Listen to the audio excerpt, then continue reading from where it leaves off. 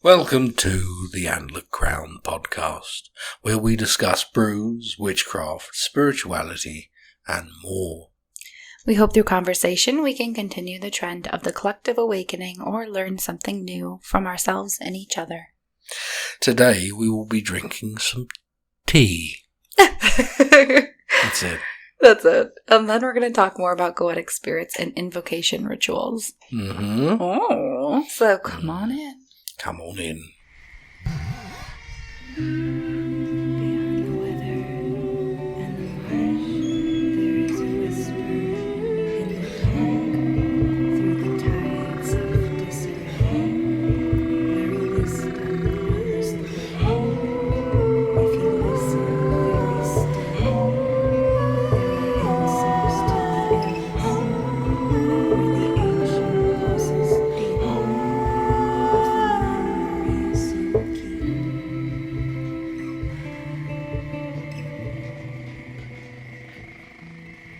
Welcome to the Antlered Crown podcast. I'm Elwyn, and I'm a fourth generation hedge witch. And I'm Amanda, the moderator, and I'm not a demon. What? Jury's out. So, we're drinking tea. Mhm. This is just tea. It's just tea. But this one That one. is Flying Bird Botanicals. They're on Etsy. They're also on Instagram. And I'm drinking their Harvest Moon Red Chai. Chai spices rounded to perfection with African red tea, vanilla bean, and a touch of citrus. We're not endorsed, But they did send this to but us they for did free. send it to us. So we'll give them a Got a shout little out. It's very cornucopia nice. on the label. It's really cute. That's a feather, isn't it? Thank you. Brew peace. Thanks so much, Flying Bird Botanicals. We appreciate you. Thank you. All right, let's try it. Let's give it the old 1-2. I've tried that one. Oh. I've tried them all now. Oh. Did you just break your microphone? No, it's like leaning down weird, though. Because you broke it.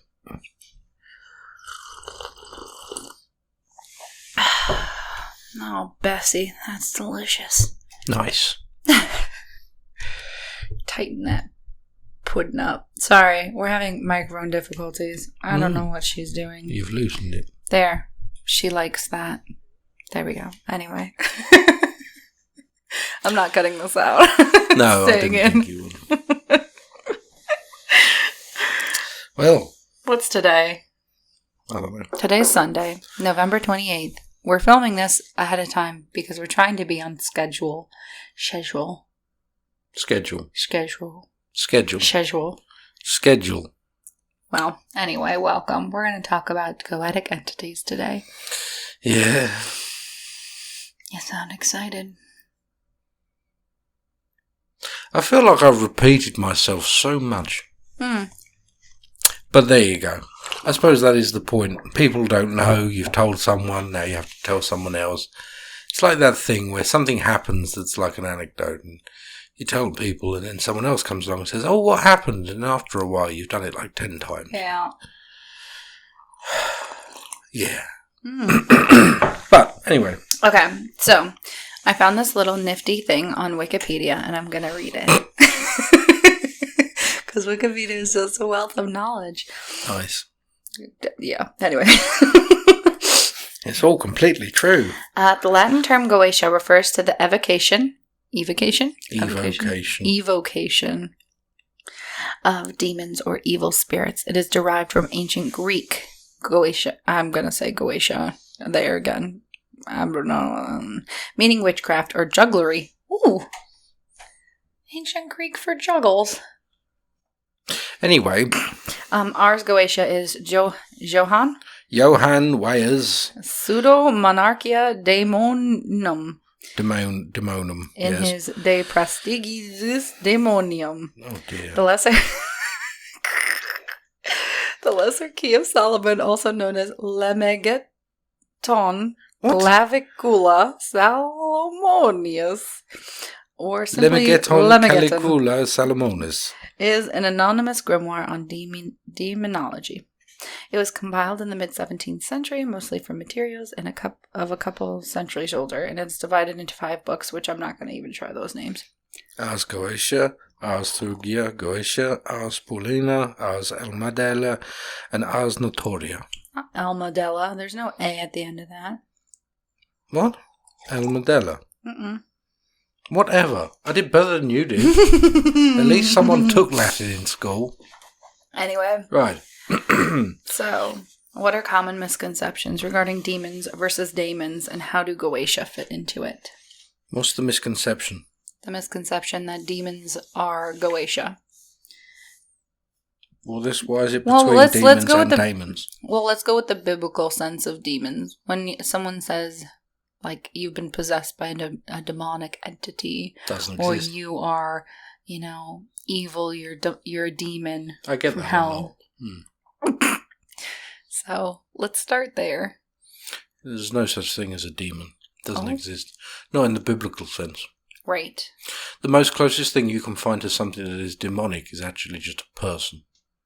Are you looking at me? Yes. You better not. But, no. There is just simply things that we do not understand. You cannot equate good and bad and draw a distinctive line in the sand between such things that go beyond the realms of this world and our understanding. So what's a daemon? Daemon is Latin, is Latin, but then is a mistranslation. Daemon actually means spirit from ancient Greek into Latin. It does not mean demon, but that is where the word demon comes from. It just means a spirit. It doesn't mean juggler either. It doesn't mean, well, it wouldn't, no, because that would be Goetia. You got that one wrong, didn't you? Go on. Are you alright? Yeah. Okay, so, yeah, that's why. They're not demons. Can't be classed as demons. Some of them malevolent. Yes. Don't work with those ones. It's very simple. It's simple almost in all forms of spirits, regardless of the Goetic or not. If it's a malevolent spirit, don't work with it. Stands to reason. It's a good rule of thumb, to be honest, in any form of witchcraft. Yeah, it is. Yeah. So how did Goetia fit in with daemons then? Goetia's... Are you alright? No, I'm hot. Oh. Goetia spirits are daemon themselves as well then. They are daemon, but that is just the name that they have been given, as in a spirit. Are they demonic? No. Would someone who is a devout Christian or who believes completely in the Bible would class them as a demon? Yes, of course they would. But that doesn't necessarily mean that they are a demon, because some dusty old fart 2,000 years ago decided that they were. Well, probably older than 2,000 years ago. But yeah. So,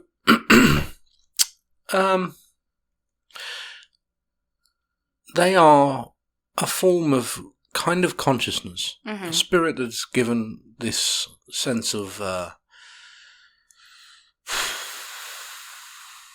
conscious thought, if you like. They're not entirely alive. Physical? No, they're not physical in the sense that we are. No, not at all. They can manifest themselves to be physical. Yes. The idea of a lot of Goetic stuff to do with Goetic demons or daemons is to do with working with them. Some people would class them as jinn, which are genies, which were the original occupants before humans were made. They were made of fire, primarily, and elemental sources. Ancient.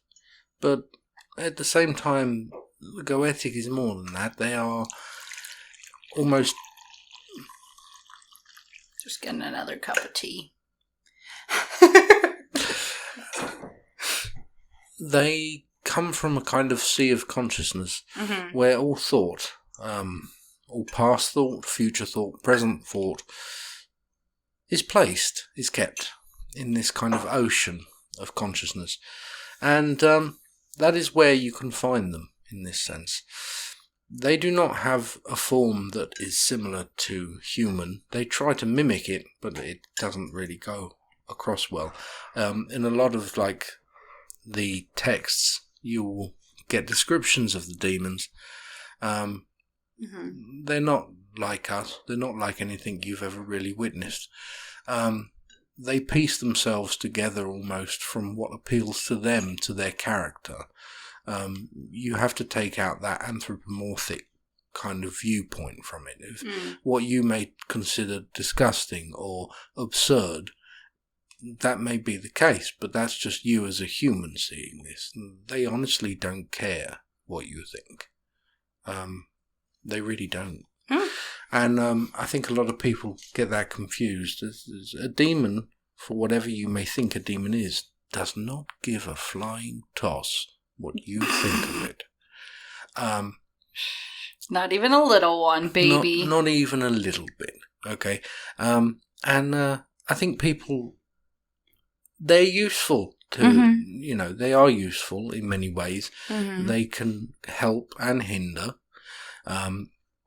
When it comes to things like success, healing, stuff like that, fantastic. And then there are others who are a little bit more serious, shall we say. Okay. So how do you describe your experience with Goetia, and what sort of feelings do they invoke? Is it dependent on each Goetic spirit? Yes. Oh, okay. Who have you worked with before, if you don't mind sharing? I can't remember. Not even the one. I only really work with Boone now. But you have made contact with other... Yeah. Okay. And is the experience the same every time? No. Each one is completely different and unique. What you can feel from it is when they are present, when you are trying to evoke a Goetic spirit, you will almost feel small.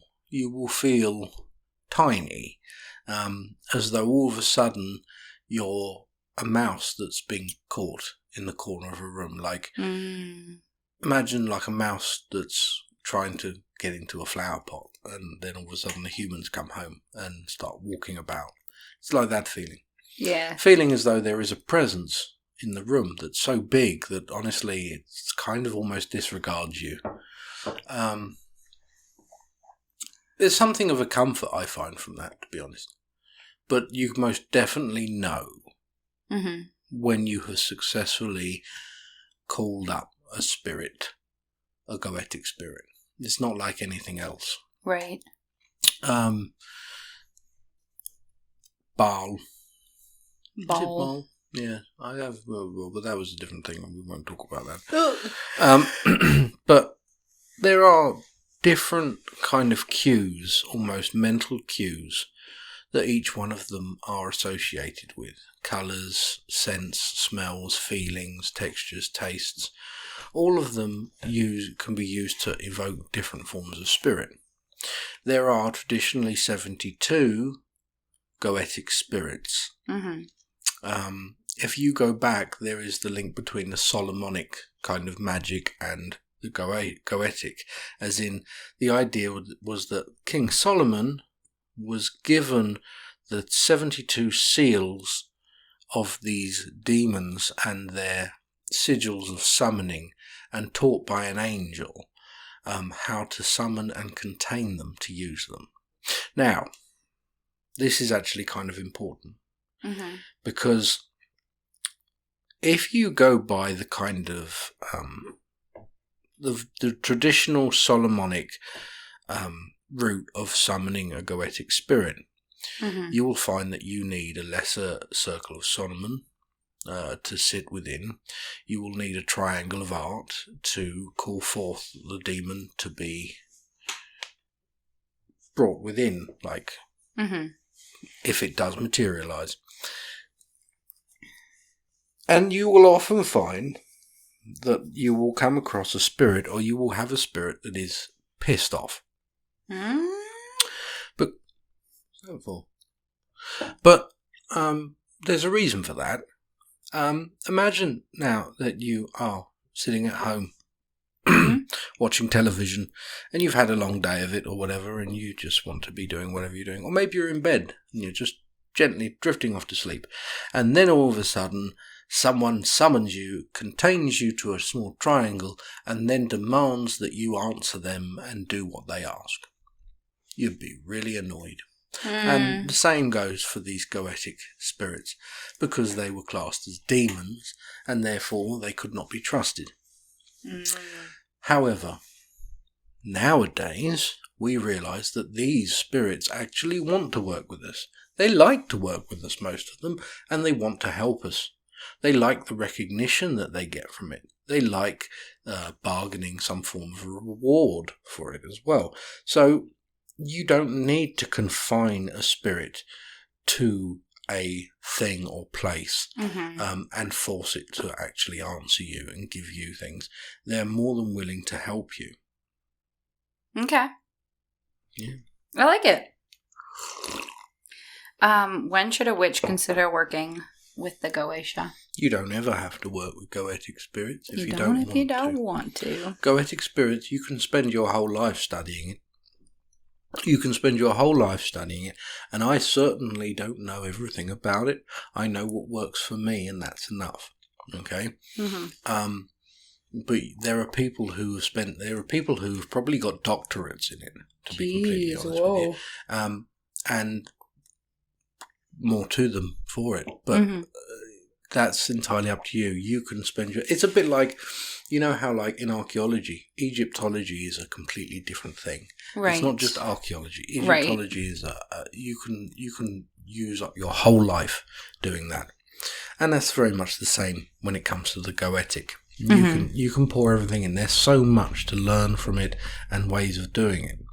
But honestly, all you need really, you can have the different shelms of the angels of summoning for each spirit and their corresponding lower angels to kind of hold them in place. But all you really need is the seal of the spirit that you want. Once you have the seal of the spirit, you draw out the seal of the spirit or print off the seal of the spirit. The rest you can do yourself. So what does the invocation process look like then? So you have the seal. The traditional invocation is actually misconstrued. What they actually show you is a two-dimensional image, naturally, because it's quite old, of the Solomonic seal, the Circle of Solomon. And then outside of that, you will have the Triangle of Art, which it is called, where you will summon and contain the spirit. Now, it is not actually a thing that you draw on the ground. It is simply just the way it's been drawn. Because it's so old. It's actually something that should be elevated to about head height, depending on whether or not you're sitting or standing. And from there, it is a reflective surface. Usually a mirror or something that is polished, even stone or obsidian, to summon and then see the spirit within, like a black mirror. That's what people don't fully get. They don't understand that. It's this whole misconstrued, and people go along with it, and then they kind of like, oh, there's some wisps of smoke that are changing it. No. If you actually do it properly, and you actually use the triangle of art the way it should be used, you will get a full-on manifestation of a demon in front of you. Dang! Okay, so when you're invoking a demon, let's say I'm going to invoke a demon. Yeah. Let's say I need help financially. So I'm invoking Bune. Yeah. A lot of people see Bune as a duke. Yes. You see Bune as a duchess? Not really. Or just in a female form? In a female form, yeah. Okay. Is there, besides... there's some kind of pack or offering, I assume, that you make with the Goetic spirit in exchange for help financially? Yes. Hypothetically. Can that be anything? Yes, it can be anything. It can be a physical offer. It can be... I mean, be careful what you offer because you can offend. Right. Do your research. Bune likes bitter, sweet things. Like chocolate cake specifically, dark chocolate, red wine, grapes, oranges, citrus things, very popular as well. Bune also is quite fond of tobacco. Mm. Yeah, so there's some things that I know that Bune likes. However, to me, Bune takes the form of a woman. I've had conversations with Bune, quite big ones, quite vivid ones as well, where Bune was trying to explain to me their origin. Bune was once worshipped as a god a long time ago. It wasn't exactly Egypt, but it was a place Mesopotamia or yeah, something like similar? Mesopotamia or something like that. Now, the form that Bune is often seen as is a three-headed dragon. Mm. One with the head of a dog, one with the head of a man, and one with the head of a serpent or a dragon or a drake. However, I've never really experienced that myself. The high-pitched voice is something I have experienced. It's very strange. It's not like helium. It's very high. Difficult to explain. Old sounding, but high. It's weird. It's like high and low at the same time. Does that make sense? Mm-hmm. Just different frequencies, maybe? Just different tones, but at the same time, it's weird. But to me, Bune is a woman who's pretty much naked and completely gold. Skin is gold, completely gold. Looks like an Egyptian woman, I suppose, or what you'd kind of, but more masculine sort of features as well. Not entirely like human looking. It's difficult to explain. But yeah. And those are some of the offerings that you could do. Now, when it comes to the offerings, though, what you usually would do is you would give them a taste of something first. So, oftentimes you will do something in their presence. Okay. You will offer up what it is you know in their presence. So, like for instance, an orange. You may eat an orange in their presence, while focusing on their symbol or sigil or seal, if you like.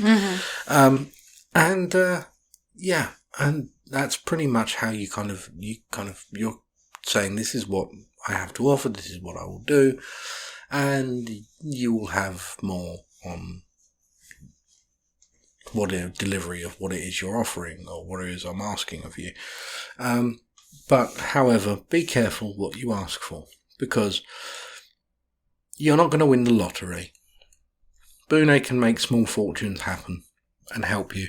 Not just with things like that. Bune is also good for eloquency and wisdom, and speaking, communication with the dead. So naturally, for me to work with Bune is actually quite useful because I use all those things in my work.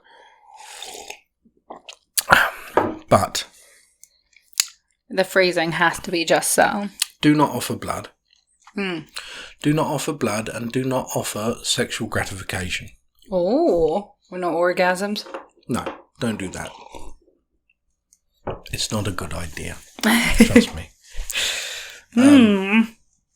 A lot goes wrong when you start doing things like that. Okay.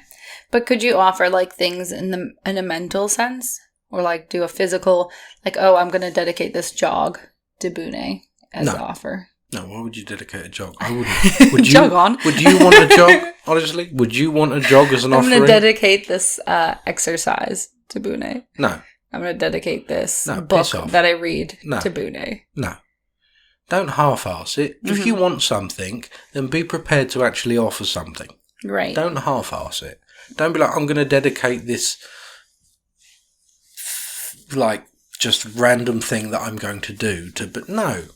Go out and buy some chocolate. Go out and buy some meat. Go out and buy something and offer it properly. Like, you can't expect to get results and then just do half-ass stuff that is actually just for your benefit.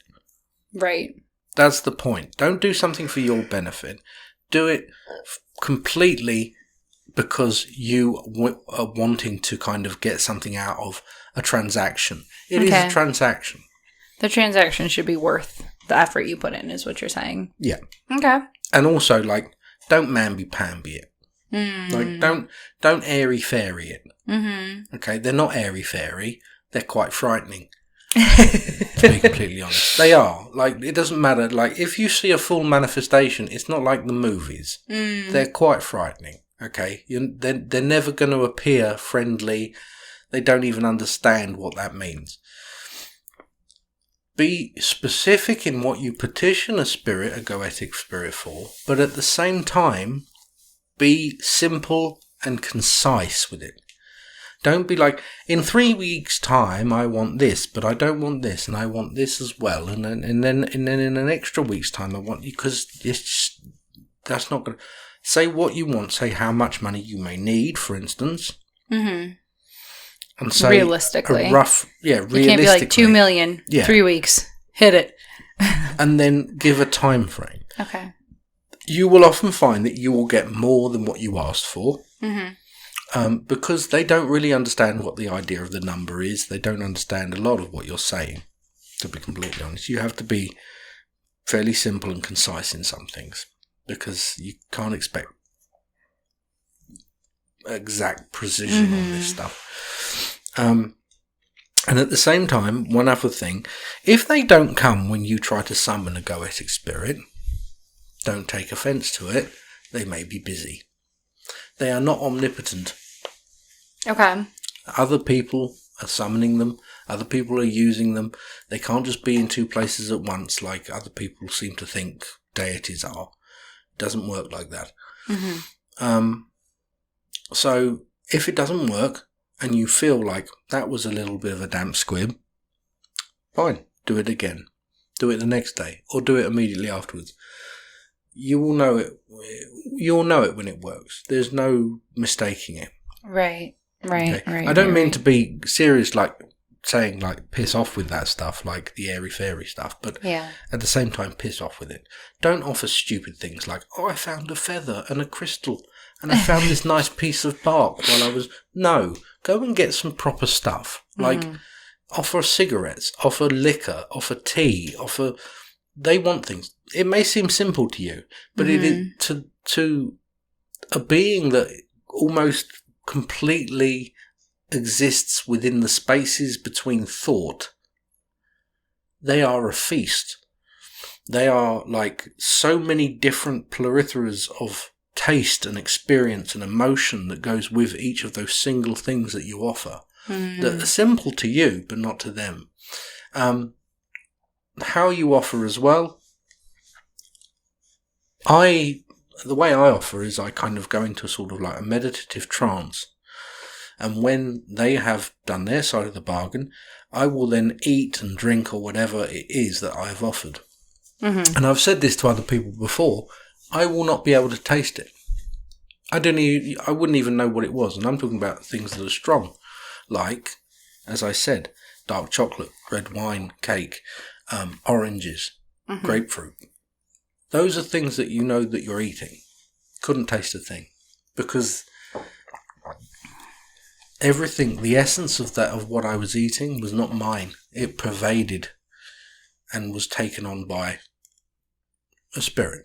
Right. The spirit was the one who enjoyed and felt all those things, not me. I didn't taste a thing when I ate them. And therefore I knew it worked. Okay. Which is another good thing. Should you have, if you're working regularly with the same Goetic entity, should you have a space for them on your altar? No. Ooh. No, you shouldn't. Right. You don't want to cause offence. And when it comes to a Goetic, it's easy to cause offence because you're dealing with something that may as well be an extraterrestrial. Right. Okay. You can offer homage on your altar. You can have something that associates with them, but do not start building spirit houses or spirit boxes thinking that they wish to live in there with you. Not a good idea. All right. You let them return to where they need to go and do what they need to do. Mm-hmm. Right. On the same term, for instance, keep in mind that if you were to ask a Goetic spirit to remove someone who is toxic from your life, and you do not lay down any kind of a law or any terms of how that may be done, You must be completely prepared for that person to possibly die. Oh, man. Oh, baby. They do not understand what, you ask them of something, they will go from point A to point Z the quickest way they know how. And if that means causing someone to have a car accident or someone to be fatally wounded in some way because it gets that person out of the way, they will. It does not matter who that person is or who else may get hurt in consequence to that. That is why we also say ask for small things. Because yes, there are certain spirits, Goetic spirits there, that you associate with the smell of rotting flesh. You know when you've summoned them because that's what they smell like. But they are specifically there to get rid of people. Okay. And they can do it very well. So be careful. Like even when it's working with Bune is a great spirit to work with. I always recommend Bune. I know I always will. However, even if you said to Bune something ridiculous like, I want millions of dollars, you may get hurt. Yeah. You may end up getting hurt and having a huge compensation set out, and you'll have millions of dollars, but you'll spend the rest of that time in a wheelchair. That's the thing. If that's the only way that it's possible for you to get millions of dollars, that's how it's going to happen. You see? Someone once asked Bune, I want to be happy all the time. Ooh. And then suffered a head injury with brain damage. They're happy all the time, yeah, sure. They can't experience any other form of emotion. Right. Same thing. Yeah. So be very careful with what you say. Mm-hmm. Don't ask for too much. Be simple in how you say it, but concise and to the point. Okay. So you're laying down exactly what you want and how you want it. It's always good to write that down and then burn that as a form of petition. All right. There are different forms of languages, old languages that you can write them in, but to be completely honest with you, write it down in your own language. It's perfectly fine, perfectly acceptable. All right. What is the difference between angels and Goetia? Angels? Well, you said that Goetia are essentially otherworldly beings. Are angels not also the same? Angels are all the same. Yes. I don't like to work with angels. Some people do. Some people love it.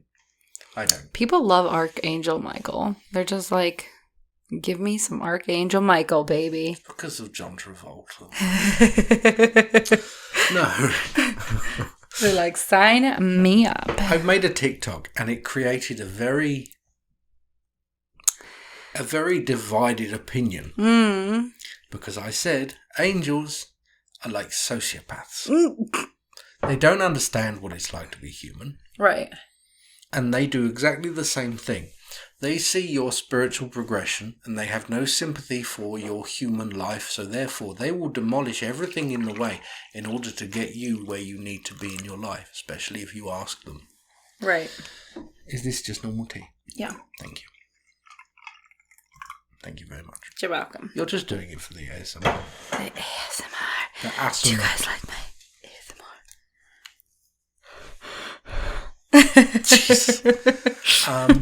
and they're a little bit lofty.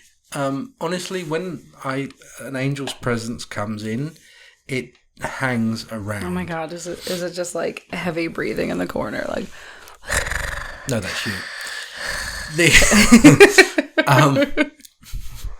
No, but they do come in, and when they come in, for me, they get rid of everything. Like, you don't need this. If you're doing spell work, they Marie Kondo your life. If you're doing spell work, if you have an altar, if you have a specific thing that you're working on where there is a build-up of energy that you use or something like that, an angel comes on and they literally like sweep all of it away. They don't care. They're like, I am here. You need me. And then they leave and that energy still remains that they brought with them, and it completely just pushes out everything else. And you're you bastard. I was working on that. Do you understand how long it took me to actually kind of gather all this energy to what I was trying to do? And then you just show up. And it's very annoying because, like, especially during, like, live readings and things, people come to me and they're like, oh, angelic things. Is there some way you can just get... And so, therefore, there I am. And the moment someone mentions it, naturally, there they are. And... I can't do anything else. Any form of spirit that wants to come forward with a message for someone is gone.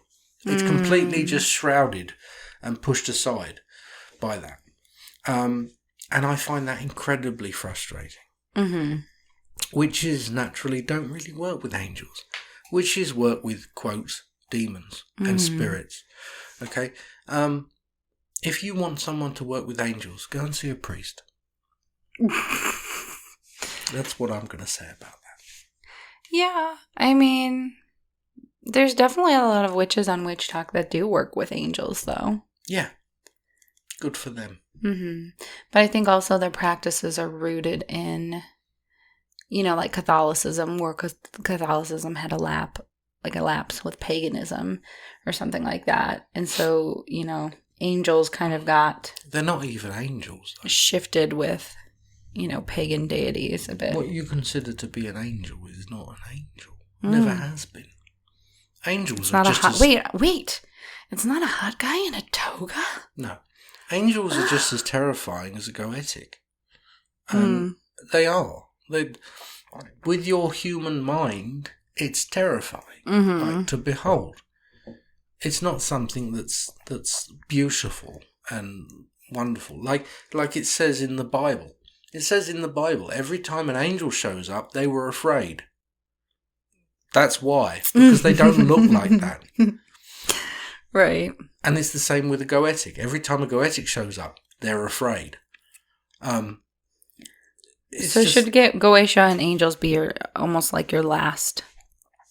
Are they your last resort for something? Like you're very desperate for something to happen, and your regular magic is not proving to be enough. You have already maybe spell work in place. If you've already done spell work, then don't get any form of other entity involved. Oh, all right. Don't do it. Your spell work is enough, and if you don't have faith in your own magic, then don't bring someone else into it. When Come clean up my mess. You've already messed it up. You know, like, honestly though, you know, like, imagine you're painting your room, you're painting your house, and then you get halfway through and you're like, this is tough, and there's paint all over the light plugs on the doors, there's paint on the floor. So someone else comes in and say, well, it would have been $700, but since after you've had a go at it, now I'm going to have to charge you $900 to clear up your mess. Same thing with magic. Yeah. If you don't have enough faith in your own abilities, then don't bring someone else in. I'm sorry, but it's true. Like, because you're also creating friction in the form of you've done something, and now you're asking an entity to help with that, but you've made restrictions on how they can help because of what you've done also. It just makes it harder. Right. If it's something that you want to do, then get a Goetic involved. But for goodness sakes, don't start doing magic as well. Right. You're not helping them. Okay, give them a blank canvas and let them do what they want. But if you are going to create restrictions, let those restrictions be things like conditions to how you want things done, not spells because you wanted to have a stab at it first, or you think that you're helping them out in some way, because you're not. What are some negative consequences in working with Goetia? Death. Oh, death. Oh, just that. Oh.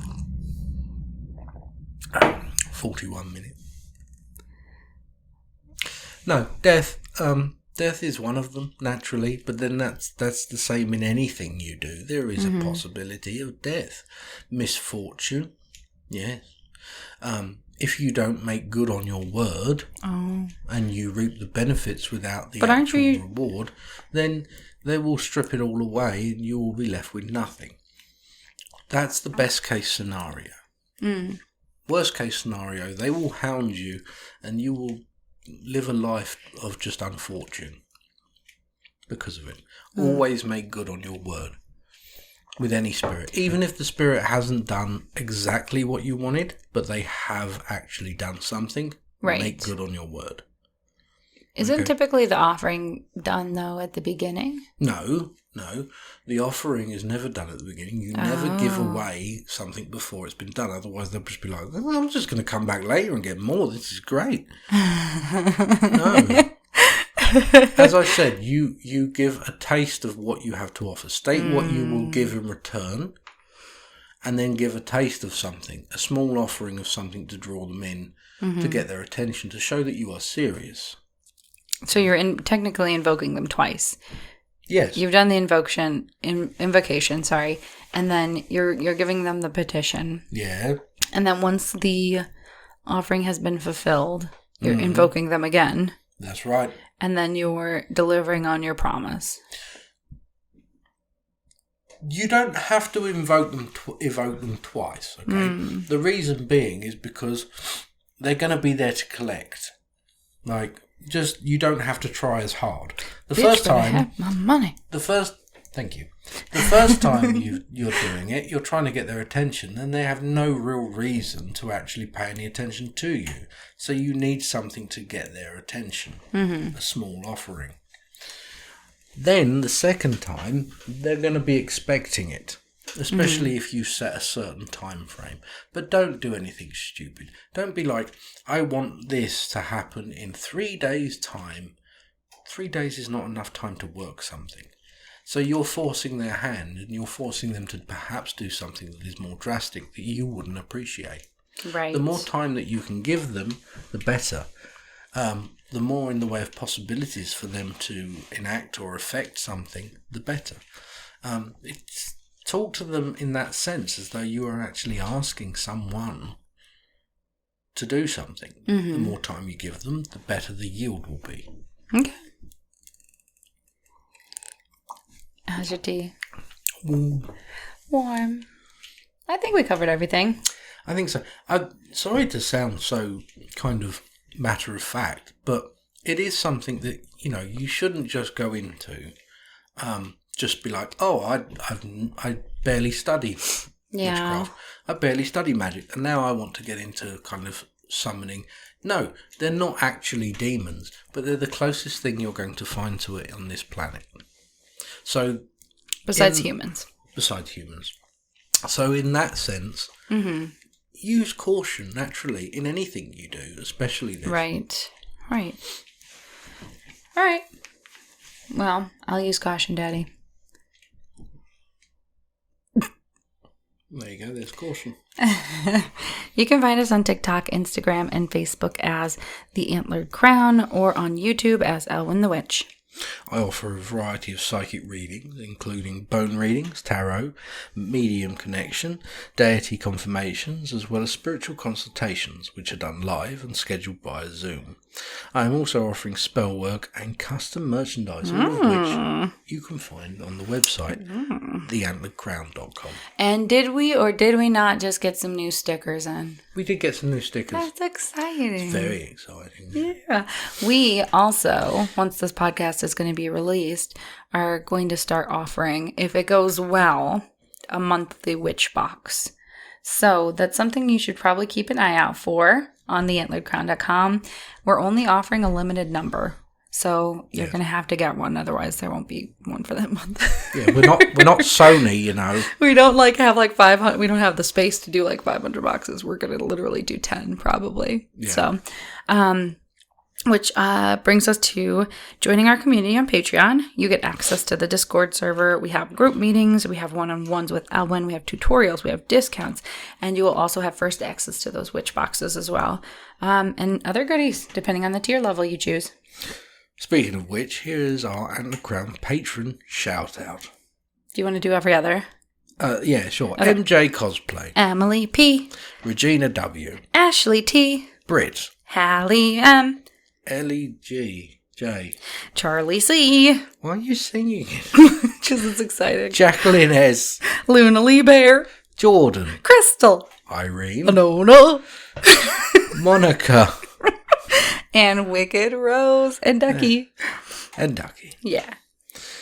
Right. Next time we'll be talking about our favourite Scottish witch We're doctor. not talking about them. We'll be talking to them, with them. We're talking about them now. We're talking about them now, but next time There we're you going to are talk to them. We'll talk about them before we introduce them. We're going to talk about you. We can't say who it is, but I think you guys probably know.